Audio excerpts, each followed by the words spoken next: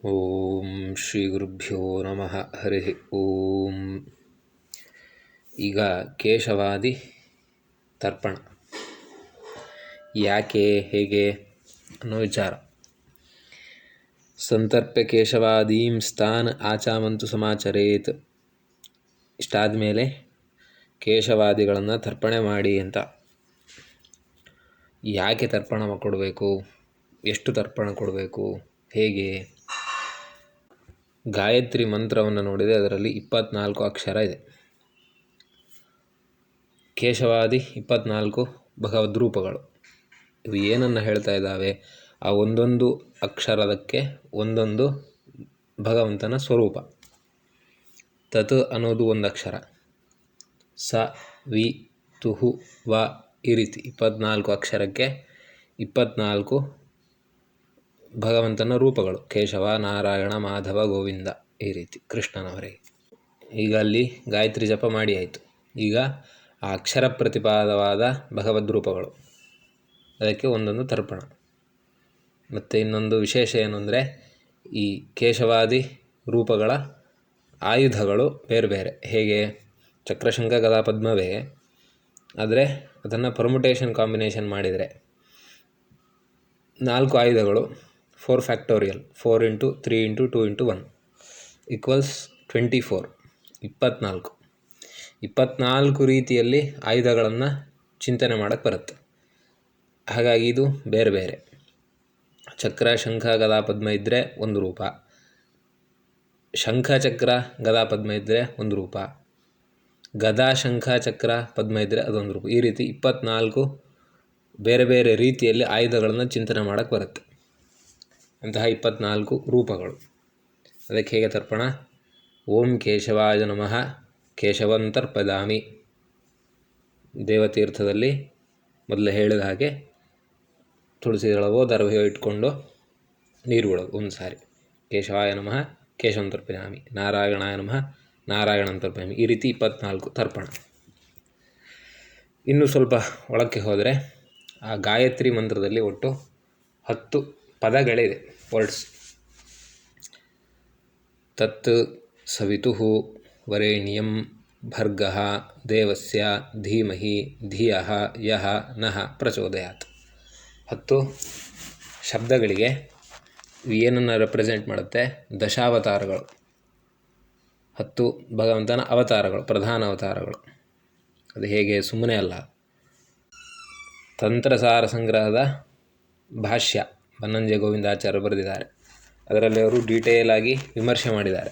ಹೇಗೆ ಈ ಒಂದೊಂದು ಪದಗಳು ಒಂದೊಂದು ಅವತಾರಗಳನ್ನು, ಅದು ಕ್ರಮವಾಗಿ ಮತ್ಸ್ಯ ಕೂರ್ಮ ವರಾಹ ಈ ಕ್ರಮದಲ್ಲೇ ಬರುತ್ತೆ. ಅದು ಹೇಗೆ? ತತ್ ಅಂದರೆ ಏನು? ಆ ವೈವಸ್ವತ ಮನು ಅವನ ಕೈಯಲ್ಲಿ ಸಣ್ಣ ಮೀನಾಗಿ ಕಾಣಿಸಿ ಮತ್ತೆ ತತವಾಗಿ ಅಂದರೆ ವಿಸ್ತಾರವಾಗಿ, ತತ್ ವಿಸ್ತಾರ ಅನ್ನುವ ಅರ್ಥ. ತನೋತಿ ವಿಸ್ತಾರಯತಿ ಆತ್ಮನ ಮಿತಿ. ತತ್ ಇಡೀ ಆ ಪುಟ್ಟ ಮೀನಾಗಿ ಕಾಣಿಸಿ ಆಮೇಲೆ ಬೆಳೆದು ಇಡೀ ಸಮುದ್ರವನ್ನೇ ವ್ಯಾಪಿಸಿದಂಥ ಮತ್ಸ್ಯರೂಪ. ಆಮೇಲೆ ಎರಡನೇ ಪದ ಸವಿತುಹು ಅಂತ. ಅದು ಹೇಗೆ? ಸುಸವನೆ ಅನ್ನುವ ಅರ್ಥ ತಗೊಂಡ್ರೆ, ಸವನ ಅಂದರೆ ಹಿಂಡೋದು ಅಂತ ಅರ್ಥ. ಸೋಮಯಾಗ ಅಂತ ಮಾಡ್ತಾರೆ. ಆ ಸೋಮಯಾಗದಲ್ಲಿ ಸೋಮಲತೆಯನ್ನು ಅದನ್ನು ಹಿಂಡಿ ಅದನ್ನು ಮಥನ ಮಾಡಿ ಆ ಸೋಮರಸವನ್ನು ಉತ್ಪಾದನೆ ಮಾಡಿ ಅದನ್ನು ಆಹುತಿ ಕೊಡ್ತಾರೆ. ಹಿಂದೆ ಅಮೃತಕ್ಕೋಸ್ಕರ ದೇವತೆಗಳು ದಾನವರು ಸಮುದ್ರ ಮಥನ ಮಾಡಿದರು. ಆ ಸಮುದ್ರ ಮಥನಕ್ಕೆ ಕಡ್ಗೋಲು ಯಾರು? ಕೂರ್ಮಸ್ವರೂಪಿಯಾದ ಭಗವಂತ. ಹಾಗಾಗಿ ಅವನು ಸವಿತಾ, ಅದಕ್ಕೆ ಕಾರಣನಾಗಿದ್ದರಿಂದ ಅವನು ಸವಿತಾ. ವರೇಣ್ಯಂ, ವರೇಣ್ಯ, ವರಣೀಯ, ವರಾಹ ಈ ಎಲ್ಲ ಪರ್ಯಾಯ ಪದ. ಇದು ವೇದಕೋಶದಲ್ಲಿ ಪರ್ಯಾಯ ಪದ. ವರೇಣ್ಯ ವರಾಹ ಅಲ್ಲ. ಹಿರಣ್ಯಾಕ್ಷನನ್ನು ಸಂಹಾರ ಮಾಡಿ ಭೂಮಿಗೆ ವರಣೀಯನಾದ ವರಾಹ, ವರೇಣ್ಯ. ಈ ರೀತಿ ಒಂದೊಂದು ಪದಕ್ಕೆ ಒಂದೊಂದು ಅವತಾರ ಸ್ವರೂಪಗಳು, ಅದು ಕ್ರಮವಾಗಿ ಬರುತ್ತೆ. ಹಾಗಾಗಿ ಇಲ್ಲೂ ತರ್ಪಣ ಏನು? ಮತ್ಸ್ಯಾಯ ನಮಃ ಮತ್ಸ್ಯಂ ತರ್ಪಯಾಮಿ, ಕೂರ್ಮಾಯ ನಮಃ ಕೂರ್ಮಂ ತರ್ಪಯಾಮಿ. ವರಾಹಾಯ ನಮಃ ವರಾಹಂತರ್ಪಜಾಮಿ, ಈ ರೀತಿ 10 ತರ್ಪಣ. 24 ಕೇಶವಾದಿ, 10 ದಶಾವತಾರಕ್ಕೆ. ಇನ್ನು ನಾವು ಆಳಕ್ಕೆ ಹೋದರೆ ಓಂ ಭೂರ್ಭುವಸ್ವಃ ತತ್ಸವಿತುರ್ವರೆಣ್ಯಂ ಭರ್ಗೋದೇವಸ್ಯ ಧೀಮಹಿ ಧಿಯೋ ಯೋ ನಃ ಪ್ರಚೋದಯಾತ್. ಈ 5 ಖಂಡಗಳು. ಪ್ರಣವಕ್ಕೆ, ವ್ಯಾಹೃತಿಗೆ 3 ಪಾದಗಳಿಗೆ ಒಂದೊಂದು. ಅಲ್ಲಿ ಯಾರಿದ್ದಾರೆ? ಓಂಕಾರ ಪ್ರತಿಪಾದ್ಯನಾಗಿ ನಾರಾಯಣ, ವ್ಯಾಹೃತಿ ಸಮಸ್ತ ವ್ಯಾಹೃತಿಗಳ ಪ್ರತಿಪಾದ್ಯನಾಗಿ ಭೂರ್ಭುವಸ್ಸಃ ಸ್ವಾಹ ಪ್ರಜಾಪತಯ ಶ್ರೀವಾಸುದೇವಾಯ ಇದನ್ನ ಮಮ ಅಂತ ಹೋಮ ಮಾಡುವಾಗ ಹೇಳ್ತೀವಿ. ಆ ಸಮಸ್ತ ವ್ಯಾಹೃತಿಗಳ ಪ್ರತಿಪಾದ್ಯನಾಗಿ ವಾಸುದೇವ ರೂಪಿ.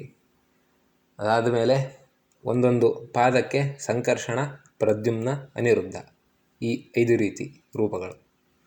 ಹೀಗೆ ನಾವು ಆಳಕ್ಕೆ ಹೋದಷ್ಟು ಹೊಸ ಹೊಸ ವಿಚಾರಗಳು ನಮಗೆ ಹೊಳಿತಾ ಹೋಗುತ್ತೆ. ಹಾಗೆ ನಾವು ಜಪ ಮಾಡಬೇಕಾದ್ರೆ ಈ ರೀತಿ ಚಿಂತನೆ ಮಾಡ್ತಾ ಜಪ ಮಾಡಬೇಕು. ಸುಮ್ಮನೆ ಜಪ ಮಾಡೋದು ಏನೋ ನಿತ್ಯ ಮಾಡಲೇಬೇಕು, ಕಾಟಾಚಾರಕ್ಕೆ ಮಾಡೋದಲ್ಲ. ಆ ದೇವತಾ ಚಿಂತನೆ, ಆ ಸ್ವರೂಪಗಳ ಅನ್ವೇಷಣೆ ನಿತ್ಯ ಮಾಡ್ತಾ ಹೋದರೆ ನಮಗೆ ದಿನ ಒಂದೊಂದು ಹೊಸ ಹೊಸ ವಿಚಾರಗಳು ಹೊಳೆಯುತ್ತೆ. ಅಷ್ಟು ದೊಡ್ಡ ಸಮುದ್ರ ಅದು. ನಾವಿನ್ನು ದಡದಲ್ಲಿ ನಿಂತುಕೊಂಡು ಒಂದೊಂದೇ ಲೋಟ ನೀರು ತೆಗಿತಾ ಇದ್ದೀವಿ ಬಿಟ್ಟರೆ ಅದಿನ್ನೂ ದೊಡ್ಡ ಸಮುದ್ರ. ನಮಗದನ್ನು ಪೂರ್ತಿಯಾಗಿ ಅನ್ವೇಷಣೆ ಮಾಡೋಕ್ಕಾಗಲ್ಲ. ಆದರೆ ನಮ್ಮ ಕೈಗೆ ಎಷ್ಟು ಸಿಗುತ್ತೆ ಅಷ್ಟಾದರೂ ನಾವು ಮಾಡಬೇಕಲ್ವ. ಹೇಗೂ ಸಮುದ್ರ, ಅಷ್ಟು ನೀರೇನು ಹೇಗೆ ತೆಗಿಯೋಕ್ಕಾಗುತ್ತೆ ಅಂತ ಹೇಳಿ ಬಿಡೋದಕ್ಕಿಂತ ನಮ್ಮ ಹತ್ರ ಏನೇನಿದೆ, ಲೋಟ, ಕೊಡಪಾನ, ಏನೇನು ಟ್ಯಾಂಕು ಏನೆಲ್ಲಿದೆ ಅಷ್ಟರಲ್ಲೂ ತುಂಬೋದಲ್ವಾ. ಹಾಗೆ ನಮ್ಮ ಕೆಪ್ಯಾಸಿಟಿ ಎಷ್ಟಿದೆ ಅಷ್ಟರಲ್ಲೂ ನಾವು ಚಿಂತನೆ ಮಾಡ್ತಾ ಹೋಗಬೇಕು ದಿನ. ಹೀಗೆ ಮಾಡ್ತಾ ಹೋದರೆ ಪ್ರಾಚೀನರ ಆ ಮೂಲ ಕಾನ್ಸೆಪ್ಟ್ ಸಾರ್ಥಕ ಆಗುತ್ತೆ. ಇನ್ನು ನೆಕ್ಸ್ಟು ಜಪಗಳು, ಅಷ್ಟಾಕ್ಷರಿ, ಪಂಚಾಕ್ಷರಿ ಮತ್ತು ಏನೆಲ್ಲ ನಾವು ಅನುಷ್ಠಾನಕ್ಕಿಂತ ಗುರುಮುಖೇನ ಉಪದೇಶ ತಗೊಂಡಿರ್ತೀವಿ ಆ ಎಲ್ಲ ಜಪಗಳನ್ನು ಮುಂದೆ ಮಾಡೋದು.